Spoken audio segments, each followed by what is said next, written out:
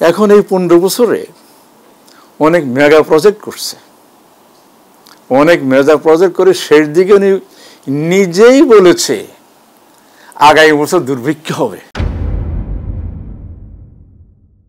তাহলে উনি ফোর্সি করছেন যে 25 সালে দুর্ভিক্ষ হবে। কিন্তু আল্লাহর শুকর, এবং আমি শুকর গুজারি করতেছি যে বৈষম্য বিরোধী ছাত্র আন্দোলনের জন্য ইনশাআল্লাহ দুর্ভিক্ষ হবে না। আবু সাঈদ এইভাবে রক্ত দিয়েছে, মুগ্ধ এইভাবে প্রাণ দিয়েছে, এবং হাজারের বেশি প্রাণ দিয়েছে, কয়েক হাজার অসুস্থ হয়ে গেছে। নয়া দিগন্ত, আমাদের সমস্ত অ্যাডভার্টাইজ উনি বন্ধ করে দিয়েছে। হাসান ইনু সাহেব অসম্ভব কঠোর ছিল, যদি কেউ কোনো রকম আমাদেরকে অ্যাডভার্টাইজ দিত উনি ফোন করে নিষেধ করে অ্যাডভার্টাইজ দেওয়া যাবে না।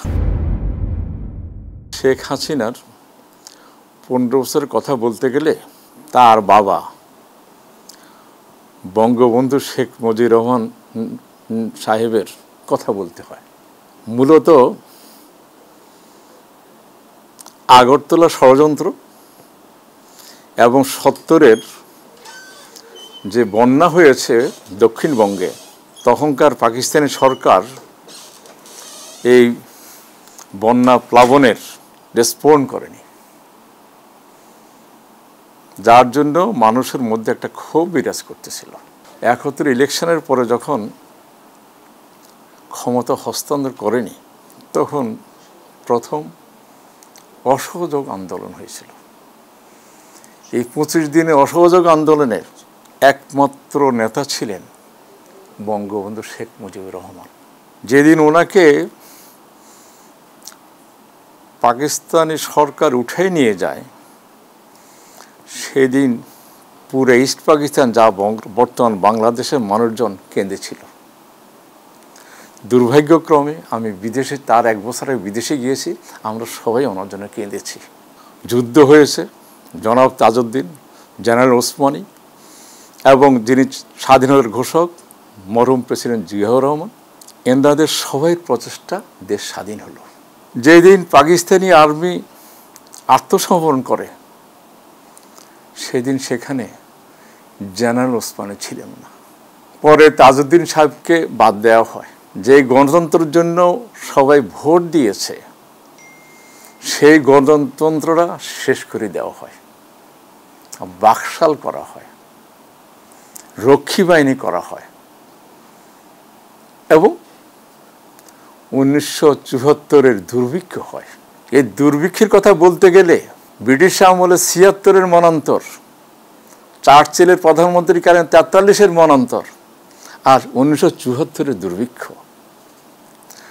76-এর মনান্তরে 1/3 পপুলেশন মারা গেছে। তখন ওয়েস্ট বেঙ্গল আর ইস্ট বেঙ্গল ছিল। ঠিক আছে, আপনি যখন দেশটা গার্মেন্টস এক্সপোর্ট, ম্যানপাওয়ার এক্সপোর্ট আস্তে আস্তে আস্তে স্থির হচ্ছিল, তখন পতিত সরকারের প্রাইম মিনিস্টার, আমি বলবো যে ভোটবিহীন প্রাইম মিনিস্টার অথবা অবৈধ প্রাইম মিনিস্টার, উনি সবার কাছে টেলিভিশনে মাথায় হেজাব দিয়া, হাতে তসবিহ দিয়া ক্ষমা চেয়ে ক্ষমতায় এসছেন। আসার পরেই ডিজিটাল আইন, জুডিশিয়াল কিলিং, র্যাব দিয়ে হত্যা, গুম সবই করেছেন। যদি আমার কথা চিন্তা করেন, আমার একটাই মনে করেন কবিরা গুনাহ, সেটা হলো নয়া দিগন্তের আমি চেয়ারম্যান, তখন এমডি ছিলাম, এখন চেয়ারম্যান। আমার ব্যবসা বাণিজ্য করার কোনো সুযোগ দেয়নি। আমার টেলিফোন আড়িপাতা হয়েছে, আমি কোথাও গেলে সেটা সবাই অবজার্ভ করতো বা মনিটরিং করতো। এখন এই 15 বছরে অনেক মেগা প্রজেক্ট করছে, অনেক মেগা প্রজেক্ট করে শেষ দিকে উনি নিজেই বলেছে আগামী বছর দুর্ভিক্ষ হবে। এখন বুঝছেন আমি আগে দুর্ভিক্ষের কথা কেন বলছি? তাহলে উনি ফোর্সি করছেন যে 25 সালে দুর্ভিক্ষ হবে। কিন্তু আল্লাহর শুকর, এবং আমি শুকর গুজারি করতেছি যে বৈষম্য বিরোধী ছাত্র আন্দোলনের জন্য ইনশাআল্লাহ দুর্ভিক্ষ হবে না। এবং আমি যেই কটা পেপার বিরোধী দলের পক্ষে বলতে 2-4টা সেই পক্ষের পেখার একটা হলো নয়া দিগন্ত। আমাদের সমস্ত অ্যাডভার্টাইজ উনি বন্ধ করে দিয়েছে, বা বন্ধ করাই দিয়েছে ওনার মিনিস্টারকে দিয়া। যেসব মিনিস্টাররা ছিল তার মধ্যে হাসান ইনু সাহেব অসম্ভব কঠোর ছিল।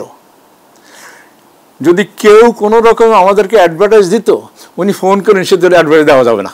আমি সত্যি আমাদের যারা কলাকুশলী, যারা এডিটোরিয়াল বোর্ড, তারা বেতন না পেয়ে এই 9 দিন ধরে রেখেছে। আর আমি কৃতজ্ঞতা প্রকাশ করছি আমার পাঠকদেরকে, যারা দুর্দিনে আমাদের সঙ্গ দিয়েছে, আর সেই সব প্রতিষ্ঠান যারা আমাদেরকে অ্যাডভার্টাইজ দিয়া এই কোরআনের মতো বাঁচিয়ে রেখেছে। যে 5ই আগস্টের পরে প্রথম কথা হলো তথ্য মন্ত্রণালয়ের 9 দিকে ব্ল্যাক লিস্ট করা হয়েছে। ব্ল্যাক লিস্ট হওয়ার জন্যে আমরা কোনো অ্যাডভার্টাইজে পাইতাম না সরকারি। প্রথম কাজ হয়েছে যে ওনারা আমার ব্ল্যাক লিস্টের নাম থেকে কেটে দিয়েছে। সেই কাটার জন্য আমরা বর্তমানে আমাদের সার্কুলেশনে বেড়েছে এবং সরকারি অ্যাডভার্টাইজমেন্ট পাচ্ছি। হয়তো আরও কিছু দূর লাগবে এই অ্যাডভার্টাইজের পয়সা ঘুরে আসতে, এবং ঘুরে আসলে পর ইনশাল্লাহ আমরা সবার বেতন ভাতা নিয়মিত দিতে পারবো, তাহলে আমাদের কলাকুশলীরা আরও মনোযোগ দিয়ে কাজ করতে পারবে। এই গত প্রথম দিকে ধরেন যারা এটাকে অর্গানাইজ করেছে, মরহুম কমোডর আতাউর রহমান, ম্যানেজমেন্ট কমিটির চেয়ারম্যান এমডি মরহুম মীর কাসেম আলী, এরপর আমাদের মরহুম চেয়ারম্যান শাহ আব্দুল হান্নান, উনি বাংলাদেশ ব্যাংকের ডেপুটি গভর্নর ছিলেন, এনবিআর এর চেয়ারম্যান ছিলেন। উনি কেমন সৎ লোক কিছু জানেন? ওনার বাসায় আমি 2 বার গিয়েছি। একবার ওয়াশরুম ইউজ করতে যাই, দেখেছি কল থেকে শুধু টপ টপ করে পানি পড়তেছে, আর রশি দিয়ে এটা বেঁধে রেখেছে। আর একটা সোফাতে উনি শুয়ে থাকতেন, ওই সোফার বয়স বেশি 30 বছর। ইনফ্যাক্ট এই অনেস্ট লোকগুলাই আমাদের 9 দিগন্তটা অর্গানাইজ করেছে, এবং বছরে একবার একটা মিলন মেলার মতো বিভিন্নখানের সংবাদপত্রগুলো আর দিগন্ত টেলিভিশন থাকতে আমরা বিভিন্ন সব পার্টির লোকেরাই দিগন্ত টেলিভিশনে ভিড় করত। আর বিশেষ করে 2015 সালে আমরা সব পার্টিকে দাওয়াত দিয়েছি, এবং সে বছর সবাই এসছে। তারপর আর কেউ আসেনি, কারণ তখনকার পতিত সরকারের কেউ যদি এখানে আসতো, অন্যরা টিপ্পনি কাটত। ইনফ্যাক্ট যেই বিভাজন হয়তো সবসময় কিছু ছিল, কিন্তু এমন বিভাজন কখনো ছিল না। মানুষের বিভাজন, পার্টি বিভাজন, সব জায়গায় যেন একটা বিভাজন তৈরি করতে তৎপর ছিল। ব্রিটিশ আমলে ছিল ডিভাইড অ্যান্ড রুল। আমার মনে হয় সেই থিওরিটাই উনি অ্যাপ্লাই করেছে। সব কিছু বললে আপনারা সবাই মারতে আসবেন আমাকে। যেসব পেপাররা ওনাকে তেল মারত, ওরাই সবাই অ্যাডভার্টাইজ পাইতো, আর যারা তেল মারত না সবাই দেশ ছাড়া হয়েছে।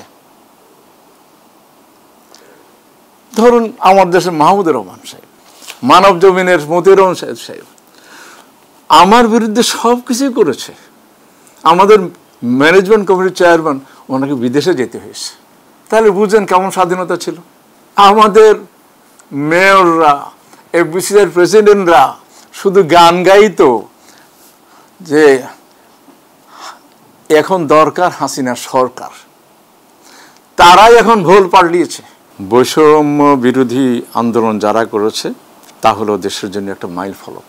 তা না হলে আলটিমেটলি দেশের ইকোনমি এবং ব্যবস্থা, বিভিন্ন রকম ব্যবস্থাপন কোথায় যেত আমরা জানি না।